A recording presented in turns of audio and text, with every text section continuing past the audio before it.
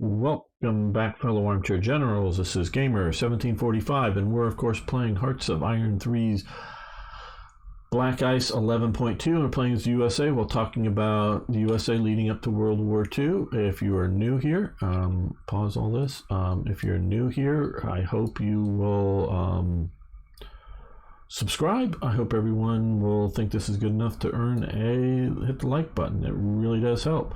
I must say, viewership is down a little bit. I sort of understand because there's not a lot of action. I'm hopefully being entertaining talking about this history if you're watching it, but I really want this to be a good series, and to do so I need viewers. So people, please do actually watch. Do hit that like button. Hey, if you really want to make this series happen, after you get done watching it, turn it on again and watch it again, but you can just turn the sound off and go watch something else or play some other game. That's all cool.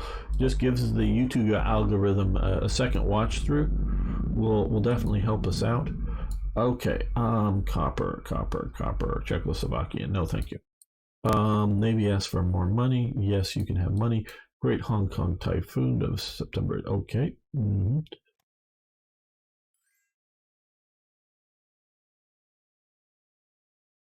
Yes, you can have metal. Tungsten, yes, rubber shortage. We're really selling off that much. We've gone from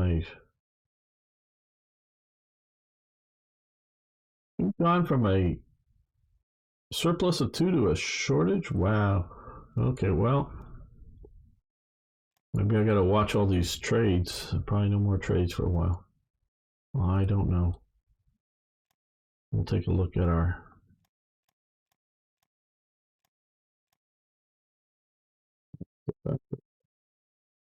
right.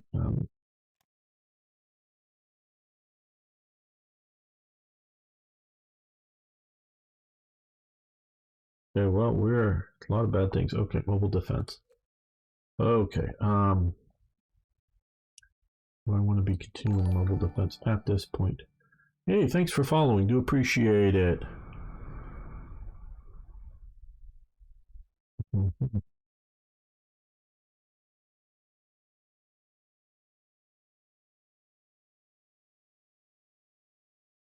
See here. Here. Okay. All over here. Yeah, we'll let that continue.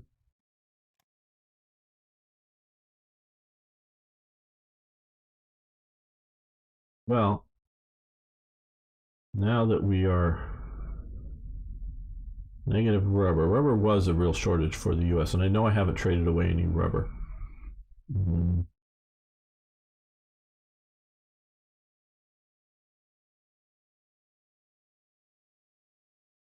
Or manganese. Um, yeah, we could go for chromium, I guess. That might be a... Oh, we can't do chromium. Oh, well, I don't know. Okay, well, we've got to be careful and let's... Oh, ooh, okay. We've got a lot more industry, I guess, in here now. So we need to fix this. Build industry. Build industry. Okay, how are we doing out here? Okay, we'll throw on another factory there. Down in Los Angeles, no. Okay, Oceanside, yeah, we could do it. There, San Diego. We'll do down there. Do some in the interior here.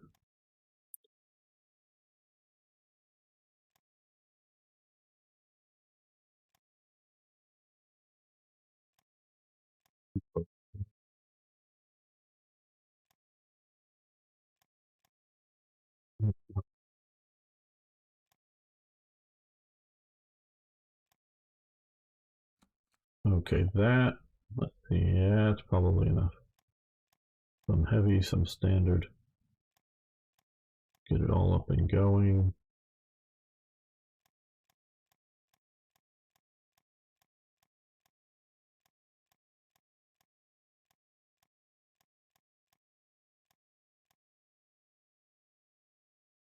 How far are in the tank tech? Okay, we'll check that out in just a second. Nobody but me probably cares, but congrats, Mighty Canberra on 3,000 hits. Okay. Yeah, sorry, I'm guessing that is some sort of cricket thing? I don't know. Canberra? I don't know. Is that baseball? Sorry, I don't know. Don't follow it.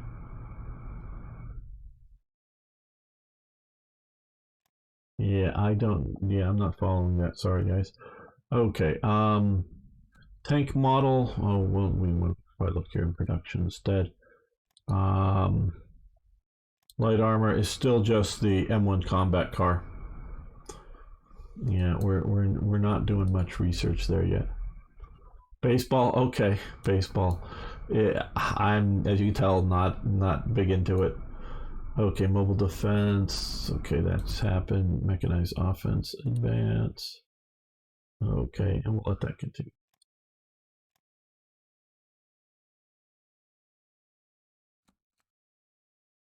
Export of aluminum. No. Uh-oh. Or no, this wasn't a. Um, well, I guess we'll send these guys down there. Yeah, and I looked up. Yes. Even with the bonus army, which was back in I think it's 1932, where they do send in the military against occupier protesters, whatever. No one, well, one child dies maybe because of the tear gas or probably because of the tear gas, but there was also maybe other underlying effects with the child already. So although they do send in the military into Washington D.C. over the bonus army, MacArthur sends them in against Truman. No, not who Eisenhower, I think, or what? Yeah, Eisenhower's objections, I think, or one of the officers' objections. But he sends them in, actually against sort of the president's orders. But they're not like shooting anybody. Like I say, one child dies. There's a bunch of people injured. Um,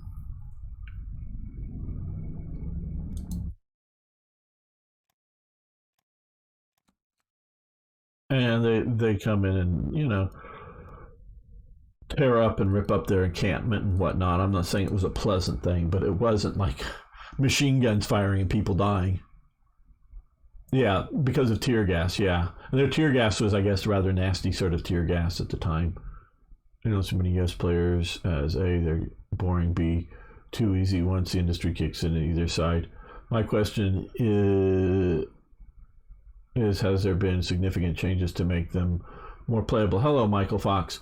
I don't know about that. I've never played in the U.S. before.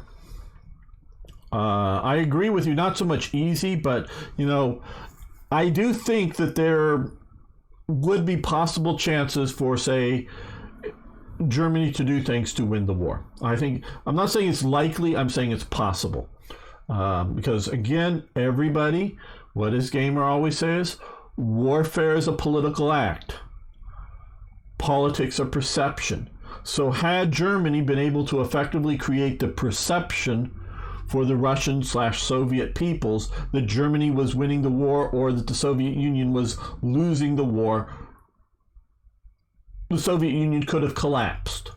Now, what would that have looked like? Well, had Germany started a few weeks earlier in the invasion and effectively take Moscow a few weeks before it gets too cold, maybe that would have said to the Soviet peoples to go, oh, Germany's winning, let's give up. And so when they get ordered to go do some counteroffensive, they just shoot their commissars and officers, and the whole thing falls apart. It's not, and because I can look at cases where, whether it's in World War II or other wars, things fall apart because of events. When had the falling apart army just stuck it out, they would have actually won. So, yeah, warfare isn't just about how many tanks or how well you can supply the army or whatever, good arguments, but it's also about perception. How could America have won World War II? Well, we know they did it. Why am I playing it then? Well, one, I've been, and rightfully so, because I've been playing a lot of Germany, and I played Germany, whether in Hearts of Iron 3 or Hearts of Iron 4, to test mods out. Not whether my mod, to test that out, or to test other people's mods, because I know enough about Germany, and if I look and see things not working right for Germany, I then go, oh, this isn't a good mod. Even though players may play other countries, if you don't get Germany right, I don't have any confidence, unless it's some specific mod that improved Turkey or something like that. I'm talking about a big remake mod. If you don't get Germany right, I don't care what you're doing about anything else. So I normally just test Germany so much. So I've been getting a lot of, you've been playing Germany too much, and I'm getting a few, hey, would you play, sometimes would you play Japan or Britain? Well, I've done that, maybe not recently, but I've done that. Never played as America. Of the major nations, and I know I get people play as Turkey. Well, Turkey, if I'm playing as Turkey and playing it somewhat historical, I'm going to sit here neutral basically for the whole game. It's going to be boring. And yeah, somebody play as Romania. Yeah, okay, but quite honestly, viewership of the series will go down. But might be fun and interesting, but it go down. But of the major two powers that I have not played, U.S. and Soviet Union, I had slightly more interested in the U.S. Now. As to challenging, well, I'm going to try to hold the Philippines. I'm going to try to hold Guam, because I know that's coming, foreshadowing. I know what's going to happen in the war. I'm going to try to hold this area. I'm going to try to be more aggressive against Germany. So we're going to see if not so much can I win the war, as it were, because we know we can. Now if we can't for some reason, we know the game is broken, because I don't think I'm that bad of a player that it's a player problem. It's a game problem. So it's not so much, can we win? It's more, can we do stuff a little better? We can win. Yes, we know we can win. Motorized HQs in advance. That would be over here. I don't need to go ahead at date and submarine classes of advanced. We will continue on that. But could we win it faster, better, or less costlier? Okay, well, I don't know about less costlier. Normandy invasion 43. Yeah, maybe.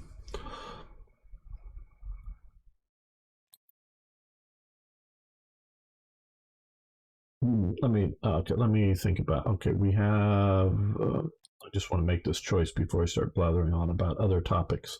I'm sure we'll cover some of these topics multiple times, but a lot of people only watch either part of an episodes or watch just a few episodes. So I'm presuming. Okay, let's come down here and just grab that, use that. Okay.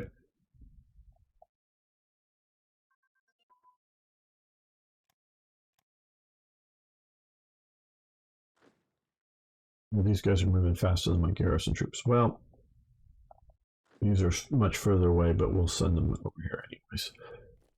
Infantry unit training, which is here, 38. Let's move to these 37. Okay. Obviously, America can win World War II.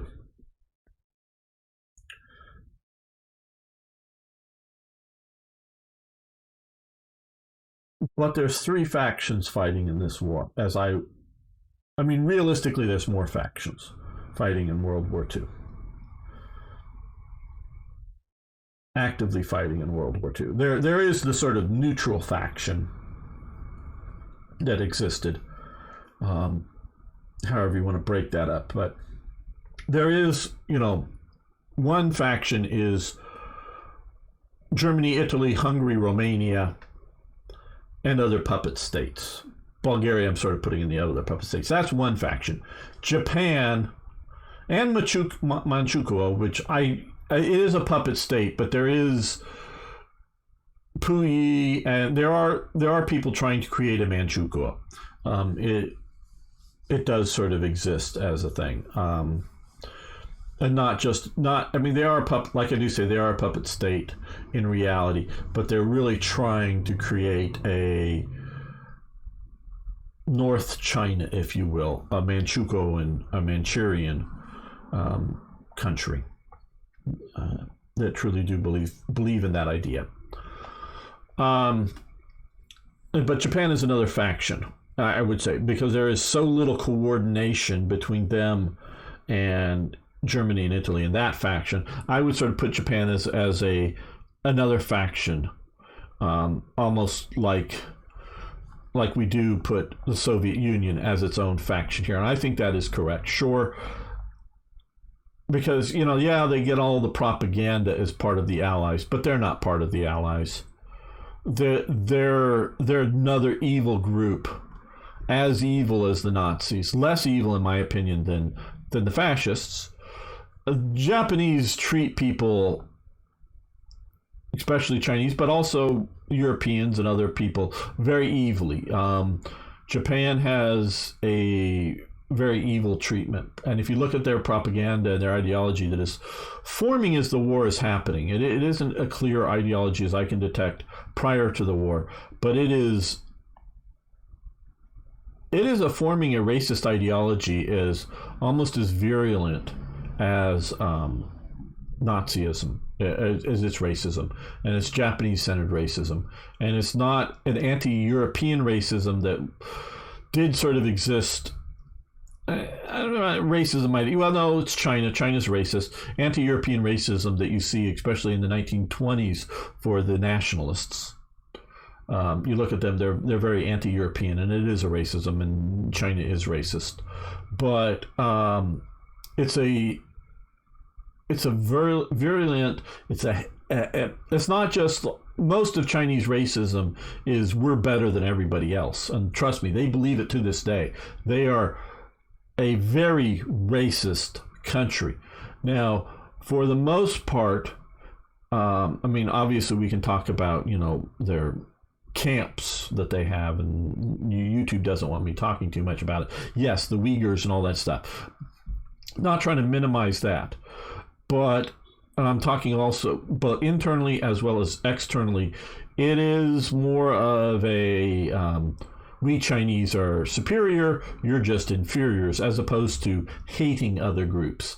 But they sort of want to blame other groups too. So it's modern day China is very racist. Japan, modern day Japan, definitely has a level of racism, but it is not, as far as I can tell, it is not a hateful, it is poor peoples from either other parts of Asia or particularly Africa and other things. But it's not a modern day, it's not a very virulent hatred kind of racism. But they were developing very racist ideologies, and you go and look at some of their propaganda that is really sort of happening late 30s, early 40s, just as the war's coming in, that they're really promoting up this very sort of weird racist theories, that are as wacky as some of the stuff coming out of Nazi Germany about weird ice peoples and whatnot. That Japan is trying to come up that they were the founding sort of race, and a sort of a Nazism, if you will, for Japan. So they were getting very sort of evil too.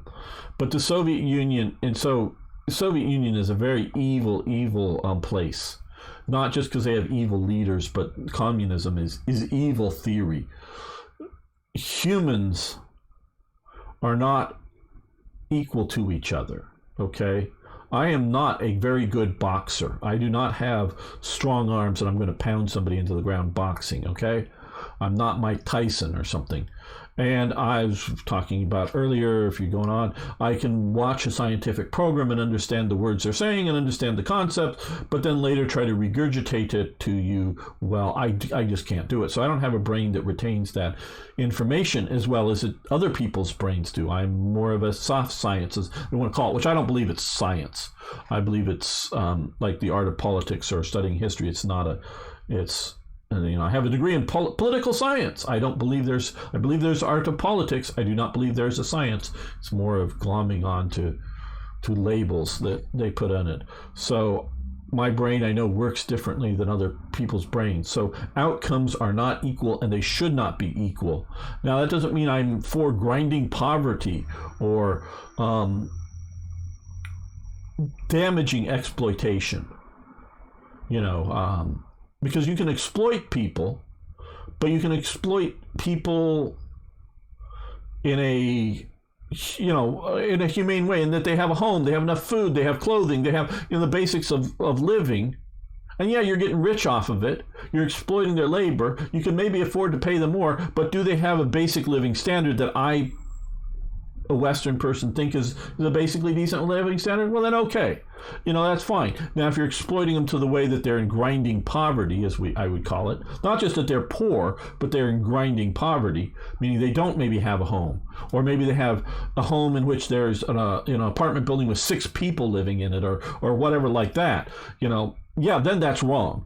And so, that's what I sort of get into grinding poverty. It's not, do you have a home?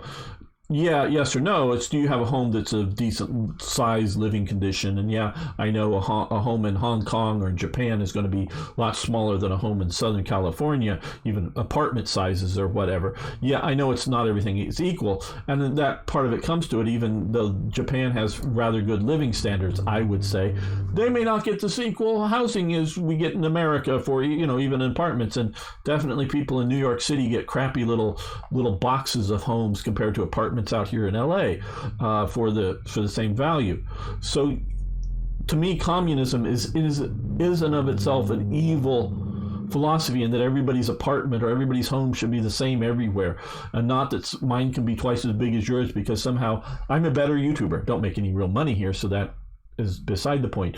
But let's say I do whatever my job better than you do your job, even if they're the same job. Maybe I should have twice as good a home as you do, because I do my job better than you. Same job, but I do it better than you do. So this is why I think communism is evil. Those people that want to make everybody have the equality, I think, is evil. So we are allied during World War II with evil, the Soviet Union, fighting against other evil that was a bigger threat at that time. Now, can we, and I don't know if we will see about that, can we end the war? I've often thought it would have been best if when the Western Allies take Berlin, it would have been best if the German army was sitting outside of Moscow at the same time.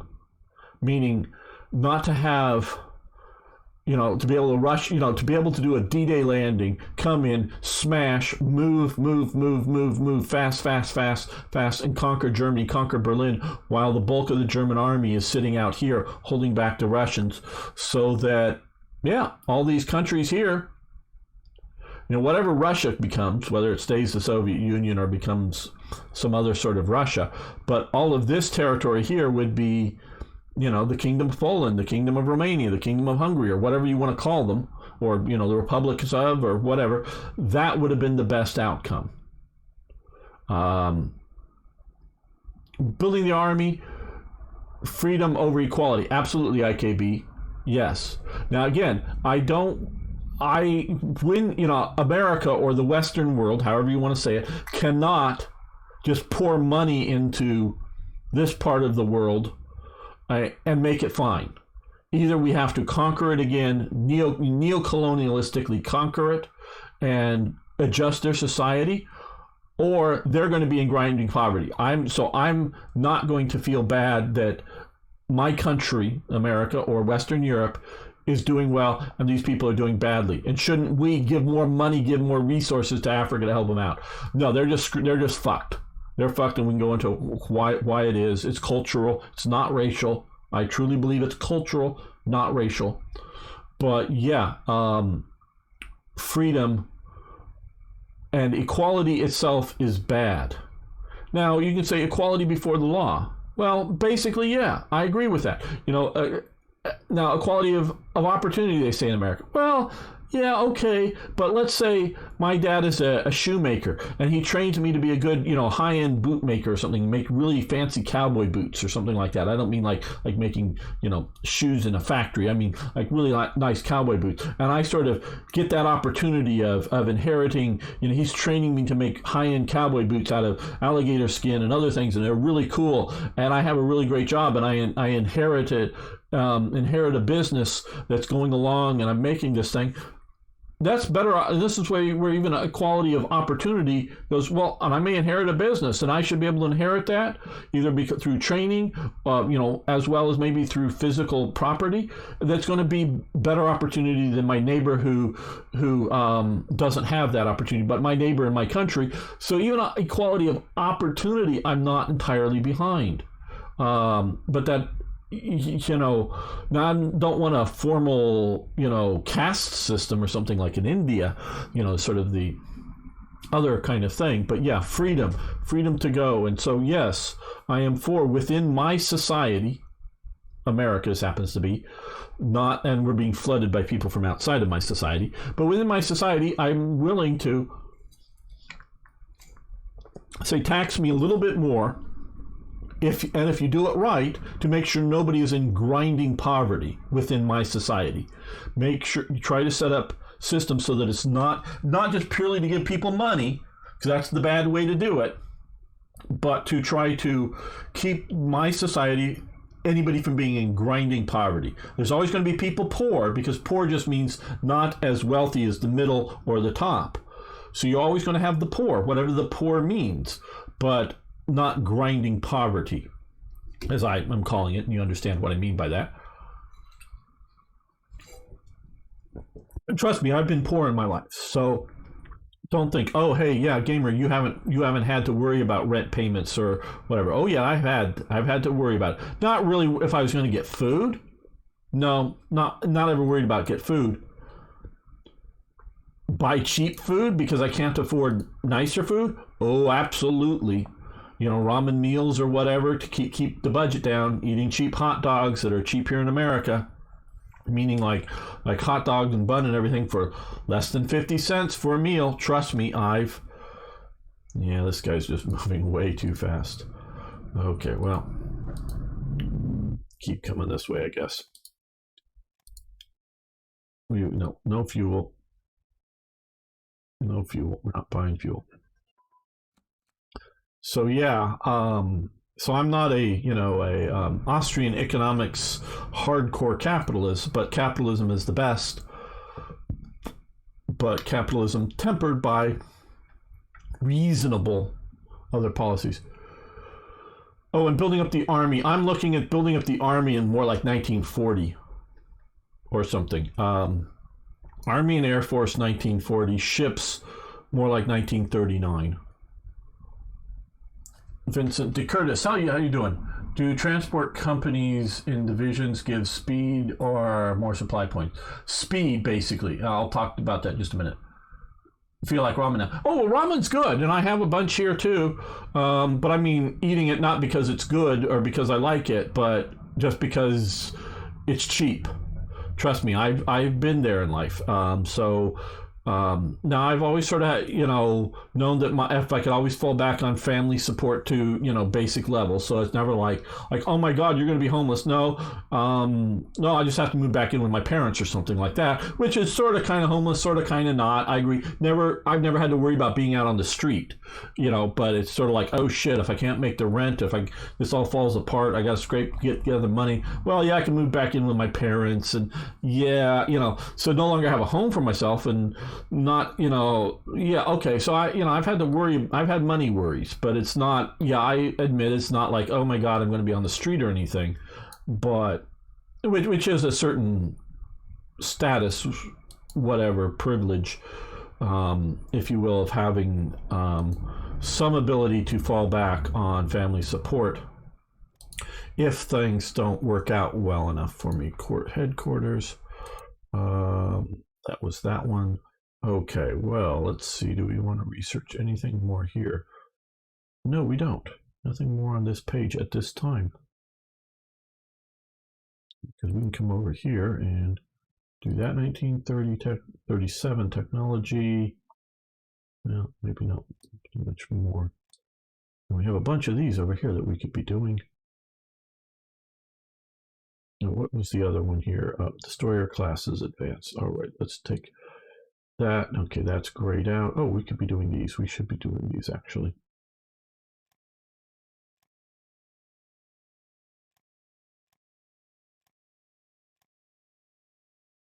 Maybe yeah. Well, yes. Oh, okay. Oh, on transportation companies. What you can see with transportation companies, we don't have too. Well, we have a bunch here.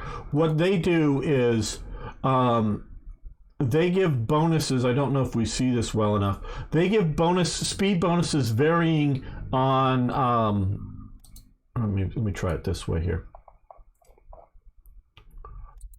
Here you see terrain. You can hold over this thing over terrain, and you can see like well, they do have deficits for different attacks, but you see they'll give and defenses depending on some of the terrains. But they give like movement bonuses through mountains plus 50%, movement bonus through forest plus 60%, movement bonuses on plains 180%. For planes. So, and this is for light vehicles. And so you want to use one of these, and sometimes light vehicles I think will be air transportable, horses, no fuel, U.S. trucks probably would be the best, or whatever. So you want to use them, and so they're it's like every more or less every terrain they'll give a certain level of bonus for. Theoretically, some of these might have a negative movement or less negative movement, so like when crossing the river. I don't know. Let's see if we switch over to horse transport. River 15%. Well, that's probably everybody's given a negative for river, but 20%. So like this motorized truck unit is actually going to be harder to get across a river.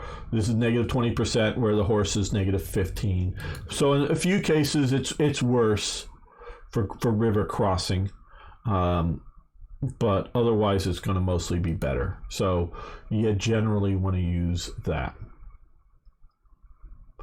Well, I actually like ramen and then get like grilled chicken and put in with it, chopped up. It's just sort of a cheap also.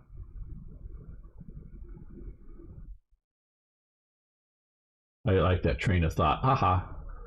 I get that, Arno. So yeah. Was there another question? Okay. Yeah. Well, see, we don't really have to worry, I don't think, about Asia until late 1941. So yeah, not just like guard units. I mean, we'll probably leave those in America, but move some of these divisions. That's a Marine division, obviously, but move some of these divisions and make some new ones to get them out to the Philippines to be ready to hold there. Yeah, I don't. You know, if you control a proper big bridge, you're probably still going to be faster getting trucks over it than horses. But I could see all of the extra, if you're crossing it, if you're doing it, ferrying troops across or something, because these are major rivers that we're talking about. Hell, this is the Mississippi, one of the biggest flowing rivers, and then some of its tributaries in the world, Mississippi. Getting that across it, even a floating bridge is going to be very difficult across the Mississippi, and you're going to have to find the right place to anchor it and do it and handle it and all that stuff. That I could see with trucks and maybe not even so much swimming, um, but just the amount of fuel and the amount of other supplies to supply an advancing column as it crosses the river, I could see that as slowing it up. Could see it, but it's not, it's only a 5% difference, so it's not like a huge one and not something I'm going to argue over. Though there was some of those that were actually giving worse stats on planes or something, I forget. I'd have to look at the video again. Okay, this is carriers, classes. Okay, fleet carrier. I guess was that fleet carrier class? Yeah, fleet carrier. Okay, so that was that one. So we're up to date on that technology. We're going to have to start in on this other stuff to improve it. So let's start with screws and rudders, I guess. We'll continue to push up on those.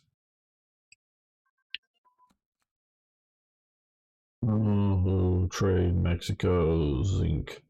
Well, let's see. I know we had those bunch of negative effects that occurred, but zinc. Okay, we're still at... Okay, we'll do zinc with Mexico. Oh, come on. Well, I guess we'll chase them to... Well, they're going down. Only that way. Okay, motor torpedo boats. And we'll let that continue.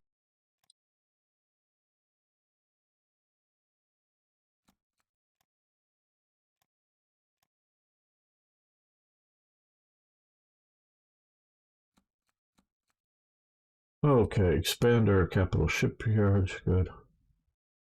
And I gotta find that. Okay, gold's good. I'm in. Chingnik? Where the hell is that?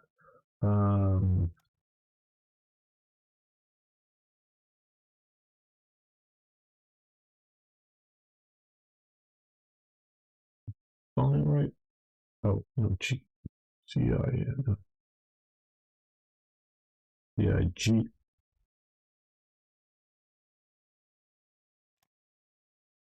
Oh, well.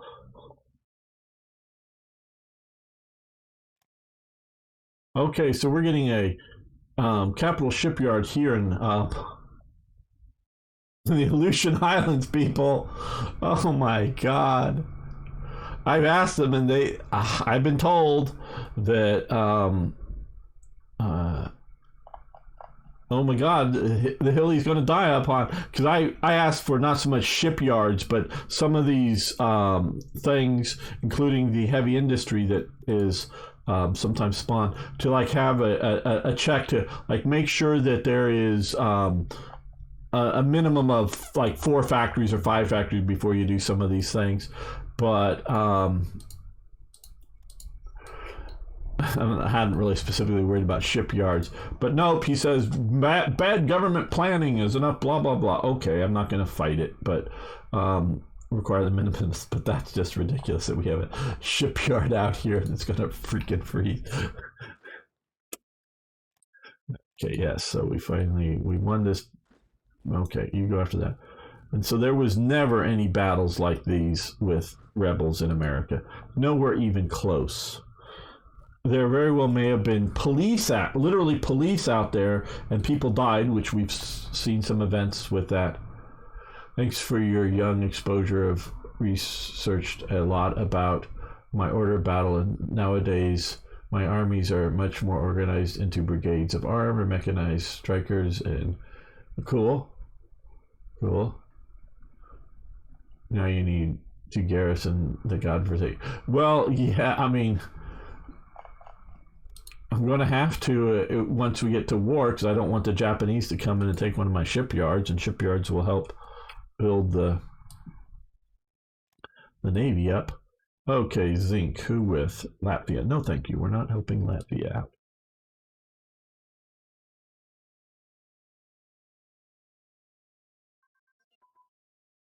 Okay, Honduras. We lost our thing. Like carrier armor thickness. Okay. Stop that one. Okay, and we are doing these now, going through that. Okay, twin engine fighter prototype. What is still twin engine fighter prototype is still able to grind up too far. Now we'll move this down to carrier. We'll get our carriers optimized to be good.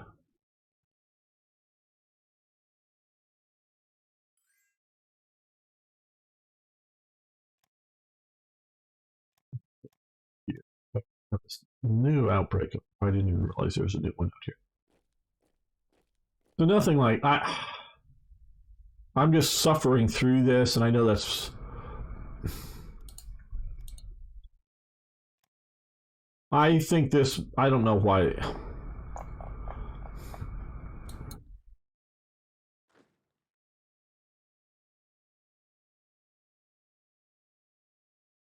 No, Okay, we have some extra cores here. Let's move this out here as a suppression tactic. There is just no real reason to have all of this revolt risk out here. Yeah, you know what? Look, if you want to argue that the Depression is causing social instability, and it was, okay, it was, but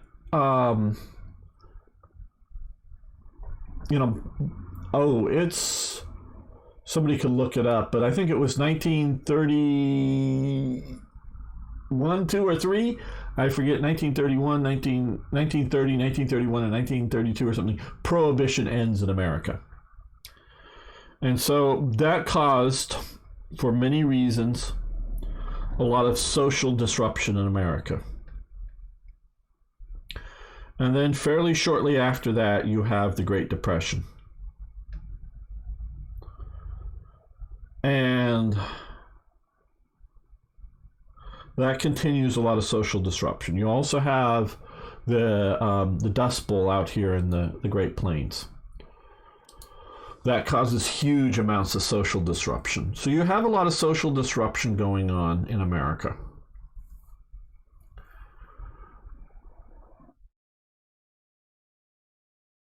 But everything I've ever seen,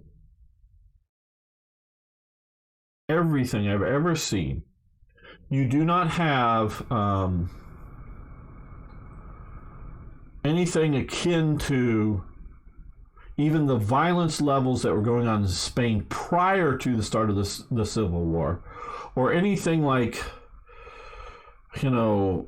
Bolshevik revolutions or Latin American revolutions that are going on at this time, or you're not having food riots. I don't even know of a single food riot. Now, that doesn't mean that they didn't exist, but if they did, they were so few and so minor that they didn't make enough media.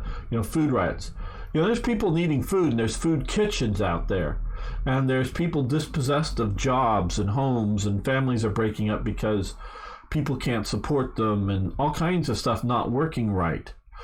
But the idea of revolts and rebellions of American society, hell, the communists get very, people support, when times are chaotic, people will support radical solutions, whether it's the Silver Legion or the communists or the socialists.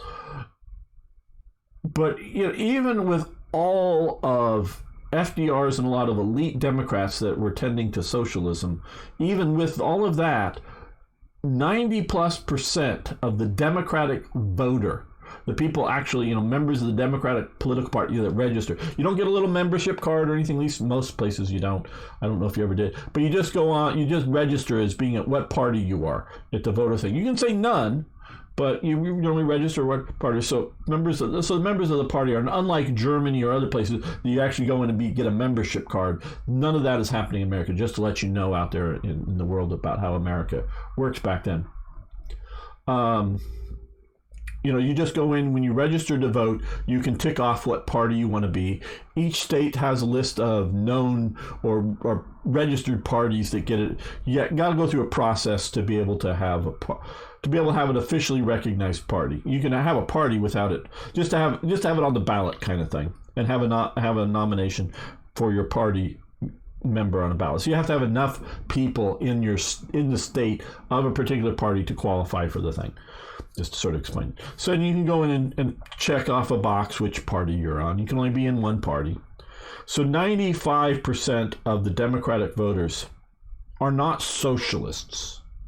Well, they may believe in social welfare programs, feeding the poor, housing for people, all of that kind of stuff, women's rights, or whatever it may be, maybe social welfare programs, but they're not socialists. They do not believe, 95 of the Democrats, I would say, and I'm making this stat up, but I know it's very high, of the Democratic voters do not believe in the government owning the means of production. Sure, they're good with, the Norfolk Ordnance Department here making, a factory making torpedoes, and Springfield Armory back, not the modern company that has no connection to the original company, it wasn't a company. Originally, it was a government arsenal. It was a government arsenal manufacturing guns that goes out of business after World War II. I mean, they shut it down. No, it doesn't go out of business. That, they're good with, means of production for the Army to make the Army's guns in peacetime because you only need so many of them. So they're making them in, at least most of the time they're making them in a Springfield Arsenal, ramping up for World War II. Yeah, Winchester, Colt, and other manufacturers start making Springfield pattern rifles. But so yeah, they do that kind of stuff. They're good with a little bit of that, but they don't believe in the government owning the means of production. So socialism, the socialists and the communists. Yeah, okay, yeah, and then they're throwing in Communist Party Stalinism, Socialist Workers Leninism, left-wing radical. Yeah, there is sort of a left-wing radical elements. Okay, so Progressive Party.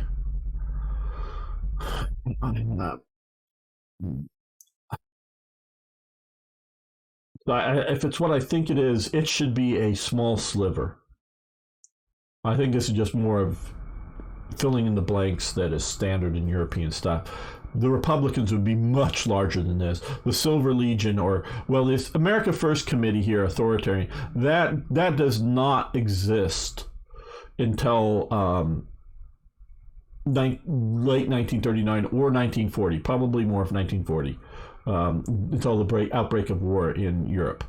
The America First Committee does not exist. Authoritarian conservatism, that does not really exist in America at this time, even as an ideology. Republicans are social conservatives, but are much more along the idea of modern libertarians. Socially conservative, for sure. Well, but then if you look at the South, they're anti-social conservatives. I mean, they're radicals because they're the ones that want to break up.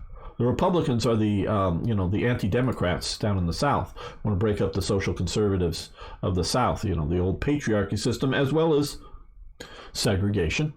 They're the ones that want to break that up. So, yeah, there were a lot of strikes during the 30s as well. Yes, Vincent, we have been covering, there are a bunch of events covering a lot of the strikes. For better, one of the reasons Labor Management Relations Act was passed. Yes, well, yeah, but they're overdoing it. They're overdoing this. The idea that I need to send in military units, because none of them needed military units.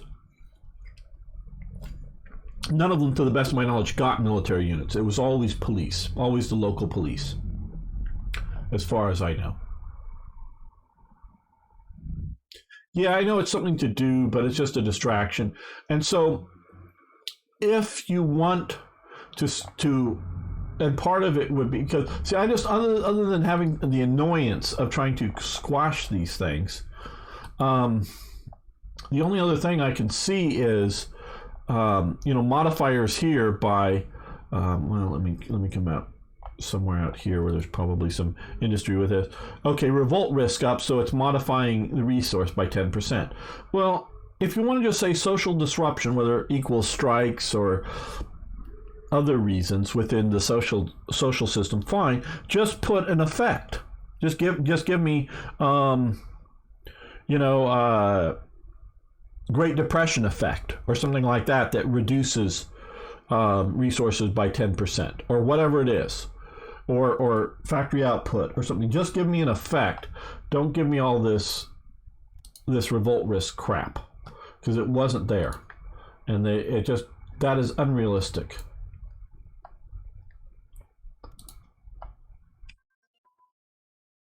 As soon as I get to going again, like carrier class advance. And we'll let that continue. We'll get our CVLs and CVEs.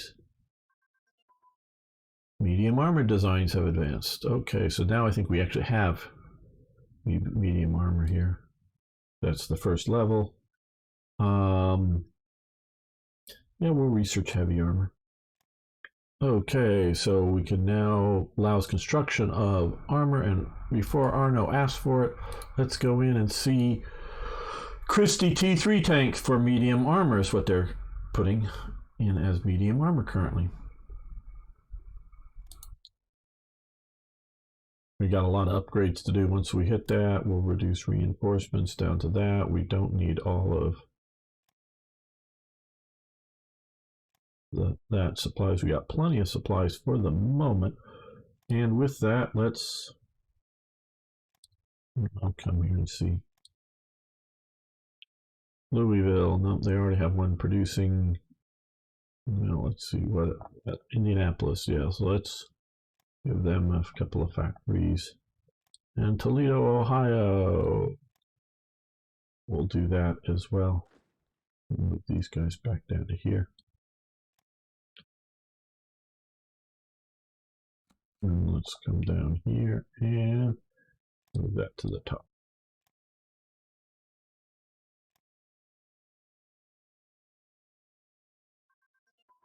Yeah, I beat you to it. Close air support prototypes.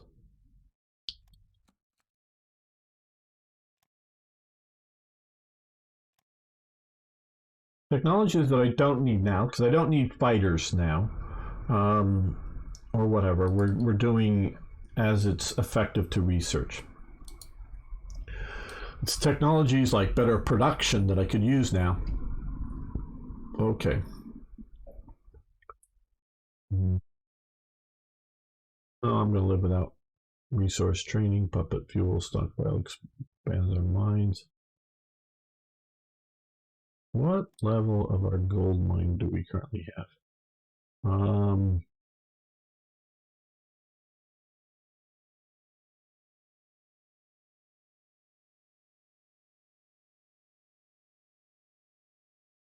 I don't know. We'll expand the gold mines.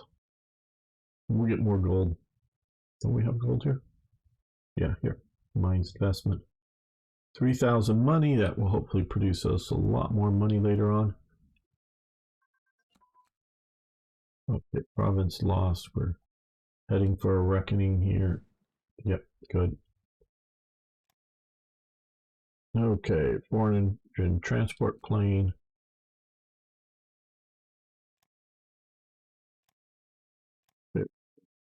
That decently done up. And naval bomber prototype, which I think will be grayed out. Yeah. Bomb loads. Okay, 37.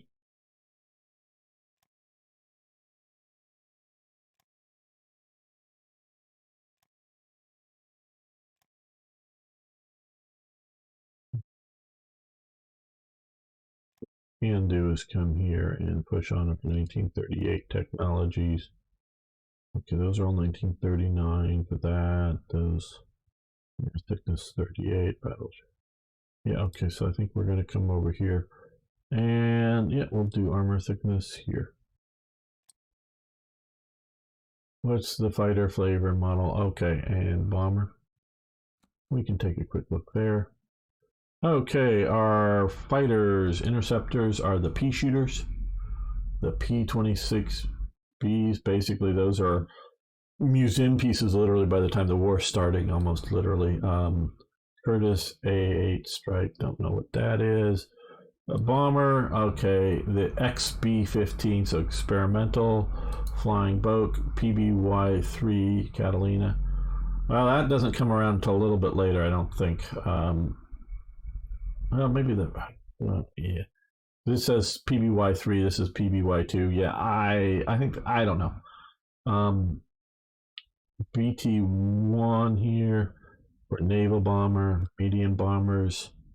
Boeing B-9, yeah, close air support.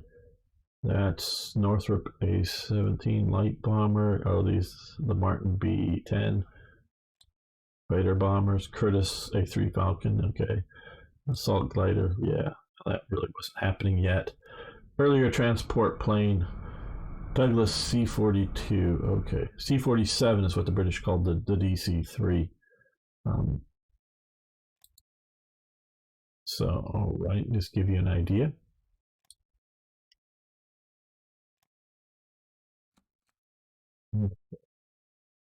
Pause.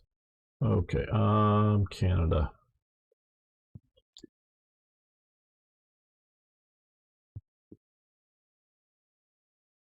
+2 here. Okay, we'll do that, but we'll see about expanding trade. Okay, we won that.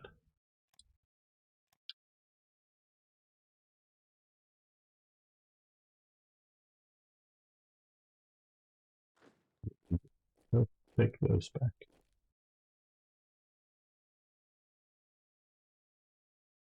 Okay, we've lost our better effects.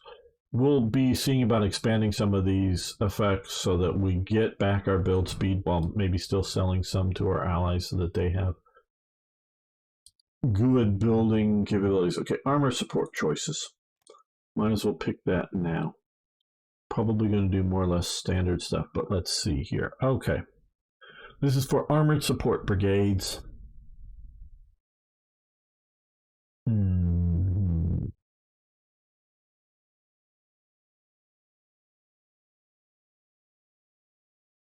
Well, I think we're going to do engineers because I like engineers for these units.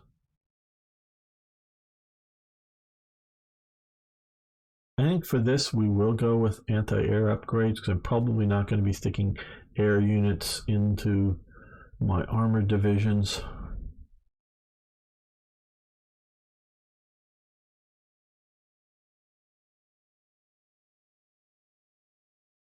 And yeah, let's do additional artillery and anti-tank, which, yeah, sort of what I was thinking is for something like that here. Yes. For my armored brigades, my armored support brigades, I should say.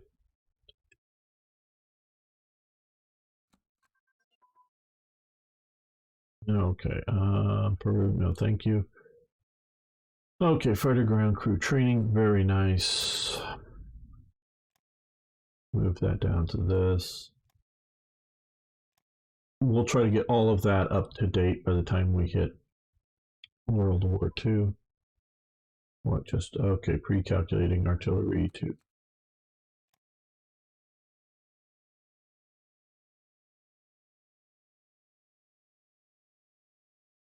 Okay, pre-calculating artillery.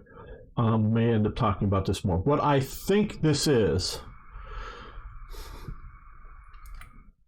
I'm not good with math. I would not be a good artillery officer. To figure out how to shoot artillery, hey, thanks for following.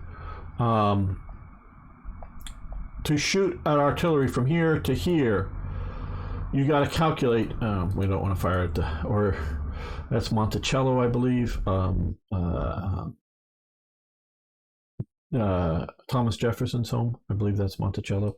From, sure, oh, well, I don't know. Maybe it's somewhere else. I don't know.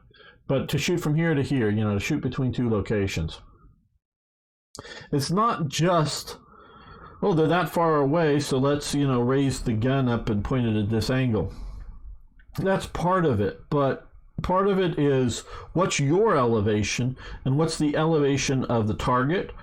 Part of it can also be your not just relative elevation, but actual elevation in that I do believe with different air density thicknesses, and a lot of stuff goes into calculating that artillery. Well, what the Americans did, and you have to calculate it for every gun type, for every different type of ammunition that you're firing, and there can be various minor changes in ammunition. What the Americans did is they created a book and updated at different points that had all of those calculations in them done and made, and all you had to do was sort of like look them up instead of going through all the math to figure it out in the field. And they sort of that's what I think the pre-calculated means, is that they create this book. That's something that the Germans don't have, to the best of my knowledge. The British only have it if they're using American guns, I think. So they do all these calculations, huge variables, kind of things that you sort of look up once you get the basic facts. And I'm sure I'm explaining it bad. Yes, Monticello. Hello, ZZ. I sort of know American geography and American history. I mean, you're used to me talking all about Germany and stuff, but yes. Okay. Yes, we want motorized. Yes, stronger unit. Low popularity. So now we're down to low popularity. A ready reckoner. Okay, I guess that's, yeah. No politics here. Yeah. FDR was much more popular than this. Like I say, if you throw in American first, because, social conservatives, yeah. I mean, so the Republicans, I'm trying to think of the Republican Party then, because, I don't know if the creators were thinking of the party of Reagan or whatever, but the Republican Party then, the Republicans start off with a party. They're not social conservative. They're the radicals. They want to get rid of the old-timey Whigs, and they want to get rid of the patriarchal Democrats and the slave-owning Democrats, which are basically the same thing. Though patriarchal Democrats are sort of Democrats in the North, though, of course, the Democrats in the South are also patriarchal, but they're slave-owning. So the Republicans are the radicals within American elected politics. I'm not talking about, 500 guys off over in the corner that want to do something radical, whether it's whether you want to consider it radical right or radical left at different points. But, we're talking, elected officials here, not just parties out there that have people have ideas, good or bad, but ideas that aren't there. They're not the social conservatives, the Republicans. But America, in many respects, though, is a socially conservative, in the sense of very religious. But a lot of the people moving east are sort of the Republicans, and that want to get away from sort of the rigidity. So, in a way, this social conservatism, look, FDR, to the best of my knowledge, is not again, to the best of my knowledge, I'm sure I'm getting something wrong here, is not an anti-segregationist Democrat. To the best of my knowledge, he never runs on an anti-segregationist platform. The Democratic Party is the controlling party in the South at this time, and FDR runs on it. As pointed out by people, we can click here with the Pentagon. The Pentagon is built, or was being built in like 1945. I mean, it's sort of planned and started as the War Department that then switches names to the Defense Department. During the war, it's the War Department, shall we say, is in a bunch of different buildings, and it is grown. And this is, and most of it's in Washington, D.C., where the Pentagon has crossed the river here in Alexandria here. It's just across the river. I mean, just barely across the river. Right on the edge, and the bridge is just right there. But it's outside of Washington, D.C. proper in that sense, the Pentagon. The Pentagon has twice as many bathrooms as it's supposed to have. Why? Well, it was built in Virginia. It's a federal building, but it's built in Virginia. And I think they basically have the same plans, same requirements in D.C. because it is D.C. is a very segregated place for segregation. I think talking to someone that for some of the black Union troops during the Civil War, they had to sort of station them outside of D.C. in like Maryland or something, so they could arm them, have them have guns, because they were troops. Weird stuff going on. But because it was built in Virginia, because of segregation, because you had to have colored bathrooms and white bathrooms. Now, supposedly, I gather, because I've never been to the Pentagon. I've never been inside the Pentagon. I could say that. I've been sort of there, but I've never been inside the building. I think they're both the same condition of bathrooms, but they build twice as many because they do colored and they do, white bathrooms. And this is done, it started under FDR, but he dies. So he is not an anti-segregationist. Now, his wife, Eleanor, very much pushes for anti-segregation in society, not just the military. And she's a champion of the colored units. I'm calling them the names that they were known for then, and not any sort of modern thoughts. I always use my language very carefully, so we're calling them colored units because that's what they were called. Whether it's the Tuskegee Airmen, of Red Tail's movie fame, or other black units. The Army is segregated, the military is segregated. And FDR had plenty of opportunities to do this. Now, his wife is pushing an anti-segregationist, and they've already got, it was after World War I, but it was in the 20s, I forget what amendment it is, that has women vote as well as men. So that's already, voting women has already happened. But FDR is not anti-segregationist as far as I can tell.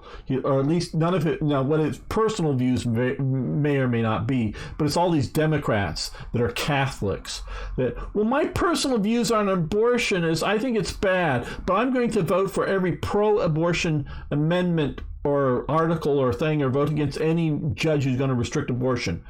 And so they claim to be good Catholics, but they vote for abortion. Whether you like abortion or you don't like abortion isn't the point here. They claim to be of a religious order, and they claim to be it's morally wrong. That they claim to believe of a group, that the Catholic Church, that says it's murder, but then they vote pro, not just allowing it to happen, but give money to abortion processes. So all of the Democrat politicians that are Catholics, they're pro-abortion no matter what they say. So I don't know what FDR personally thinks. He has some close aides that are black, of course, but what he thinks of black people, I don't know, and I don't know what his writings say. But to the best of my knowledge, none of his party platforms are ever anti-segregation. He is never running on a Democratic ticket that is anti-segregation, and he is running often in places in which they are openly getting, under his presidency, having people in white robes marching in support of the Democratic Party in the South, or in some places starting up in the North as the Ku Klux Klan moves into the North. The Ku Klux Klan is always an arm of the Democratic Party at this time. It is an enforcement arm of the Democratic Party at this time, and obviously it is a segregationist party. So he is never really renouncing or pushing against that, as far as I can tell. Okay, thanks, Greg, for hanging out. Great state to own a bathroom business. Yeah, lots of dollars making more plumbing or whatever, doing that kind of stuff. So, and I'm just pointing this up because the Pentagon is designed and built starting to be built, because I think it's like completed in 47 or something like that. I forget the exact date, but it's only in the latter days of World War II as it's even being built. So this is something that isn't like pre-existing, is my point. And so socially, the Republicans, especially in the South at this time, most of the blacks are voting Republican, because the Republicans are the anti-paternalistic, segregationist party. The Republicans have never been for segregation. Never. The Republicans have never, as a party history, ever been for segregation. What does flip is that the Democrats are always the paternalistic party in America, always.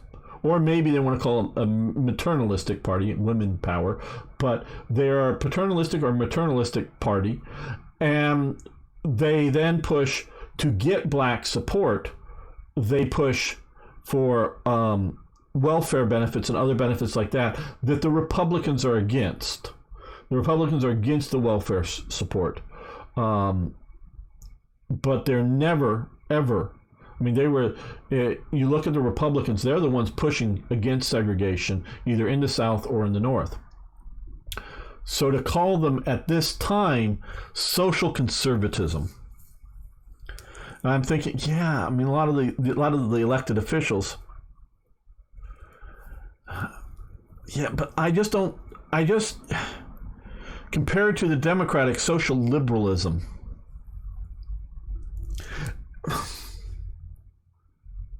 because the liberal party at this time is the Republicans. They are more liberal, classically liberal. Let the people do what the fuck they want.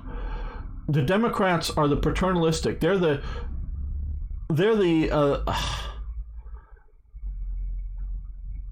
authoritarian social party under FDR, meaning they social welfare, authoritarian social welfare party. Where the Liberal Party, because they were not, no one would have really thought you were conservative by being a Republican at this time period. Well, you're probably against a lot of social welfare programs. So if you're talking social as being,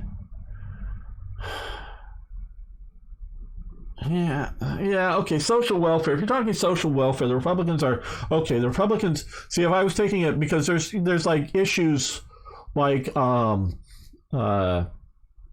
women in the workplace, because although they've gotten the right to vote, obviously women are, not in the military in 1937. The women are, I'm not even like at all in the military, let alone, they haven't yet, did not even have the wax and the waves and whatever else. So, and women in the workplace. So if you're talking those kind of social principles, yeah, okay. So I'll grant the idea, but liberalism, market liberalism. Yeah, but they weren't. But the Republicans were very much not authoritarian. So I don't know, but a lot of the people that vote for here would have been because the America First Committee is, fuck no, we don't want to go to war again. No more wars. No more war. Unless somebody's attacking America, no war. They weren't really a disarmament party. They were a no foreign wars. Yeah. But the Democrats had the large. We've lost. Oh, something got us more. Okay. Don't know what that is. Let's up. Yeah. Well, I don't know how you define words and what do you mean. I think to some degree those are more the 1980s or 1990s Republicans and Democrats. I don't know. Tank destroyers, yeah. Yes, we want tank destroyers.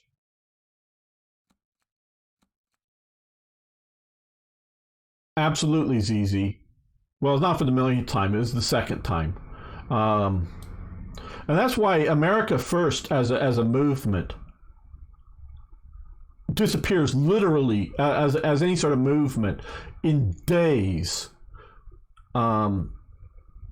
If not hours, literally, I'm talking in days, it is gone with the attack on Pearl Harbor. And even though some elements very well may be some elements,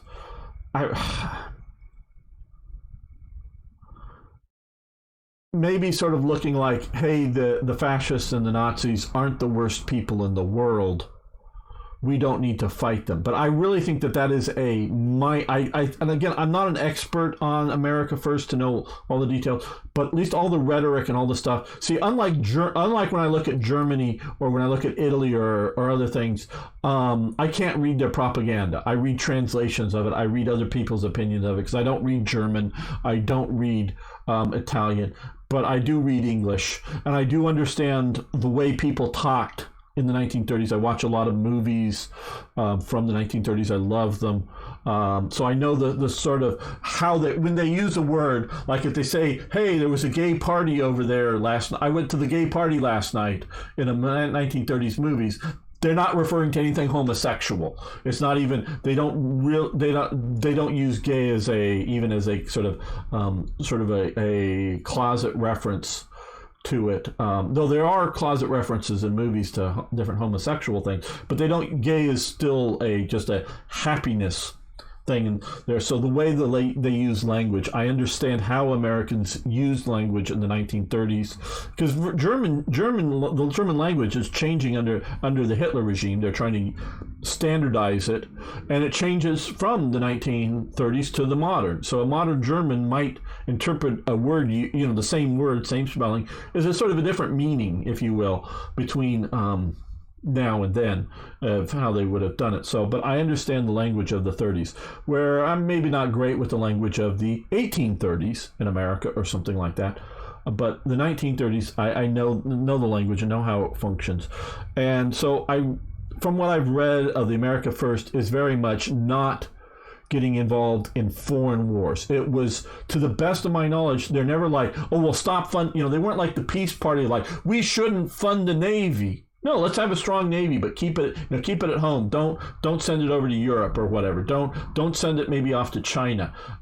Keep it at home. Keep protecting America at home. Big Navy, big strong, but no foreign wars. That is very much how I see that. And so as soon as we're attacked in what is considered, it's American territory, and what is not considered a foreign location to Americans, it's just an exotic, where if it was sitting out in the Philippines, it might have had a bit of a different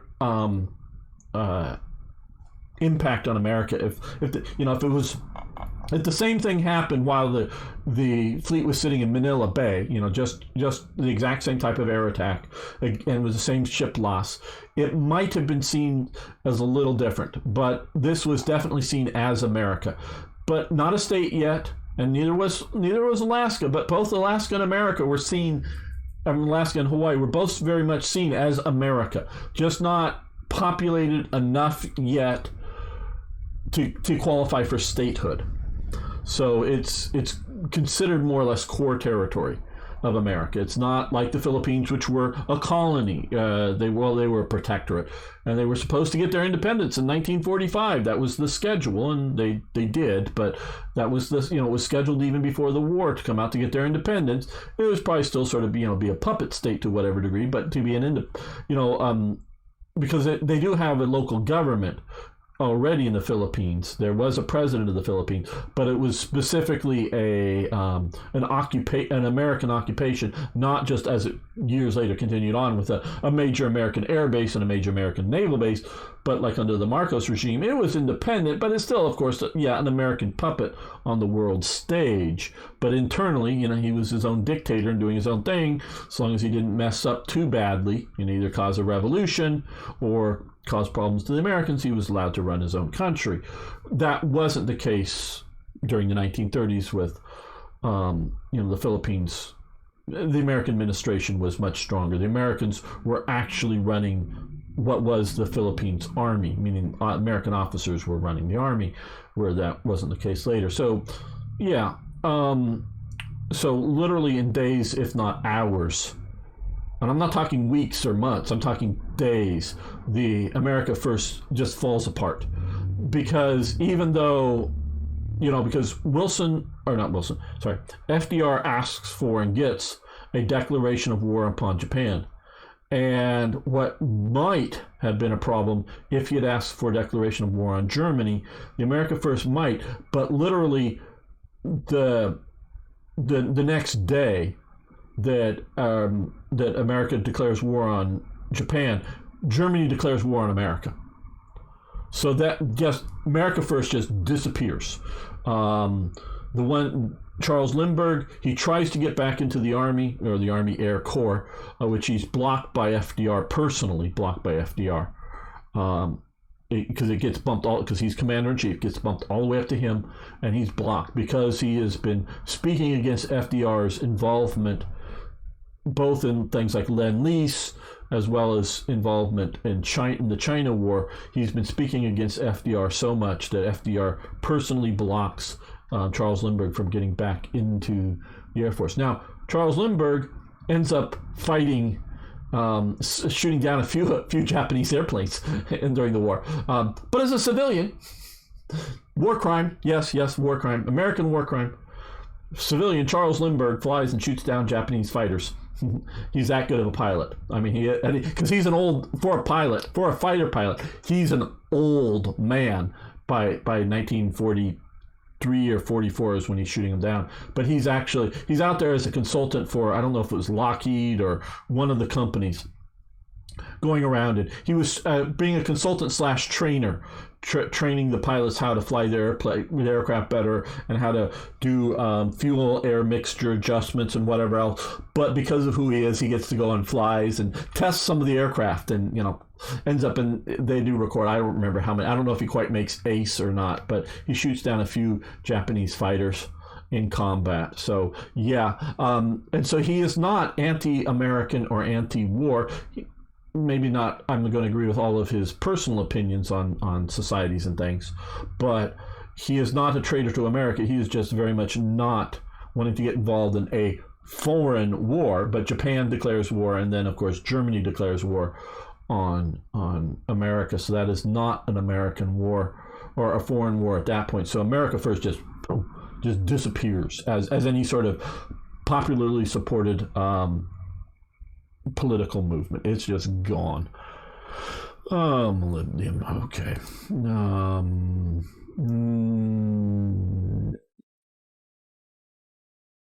No. Okay, artillery focus. Yeah, we're going to do artillery and not rockets.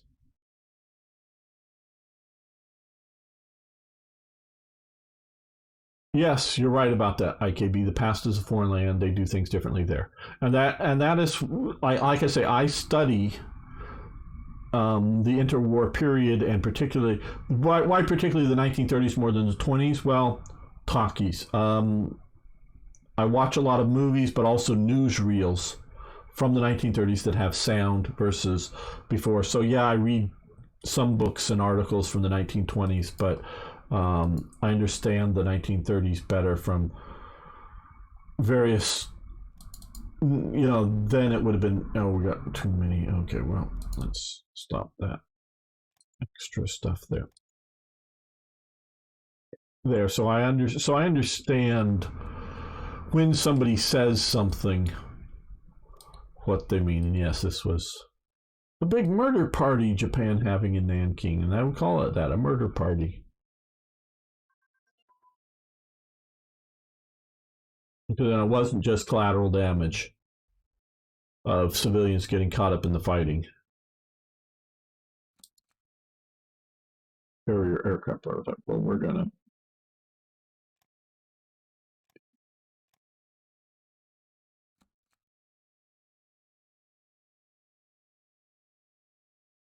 No, we're not trading with Iran. Coastal submarine class. I may build some coastal submarines just to get the practicals down quickly. Because I figure I could use them in places like out of Britain and run them, around here, or once I take ports, or once I'm in the war with Britain or something, get them here and run them around the Mediterranean a little bit. So they may be of some use. Okay, let's go back to carriers and make sure we're getting vertical protection improved. So coastal submarines are of some use, but we are definitely looking at a Pacific war with needing longer range operations. Okay. That's great. War analysis. Yes, we're going to let that continue. And I think we will save the episode, or save the game here and end the episode. I want to thank you all for hanging out with me. I really do appreciate it.